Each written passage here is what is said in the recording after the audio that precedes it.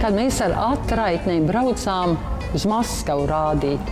Un atpakaļceļā vilcienā, tad jau mēs jau bijām tādi stipri, jau padraugi un viss tā kompānija, mēs tur tā. Un viņa saka, meitenes, es paņemšu pie pavadones, toreiz bija somu brūkliņu liķieri. Tādi visādi ogļu liķieri bija tie dabiskie, tādi somi tur bija. Neliņu, brūkliņu un dzērviņu. Viņi paņēma brūkliņu.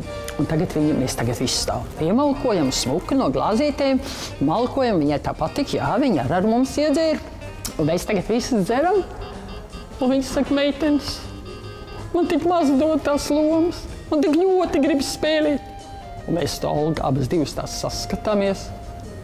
Bet mēs sakam, Lilitiņ, nu kā jūs tā runājat?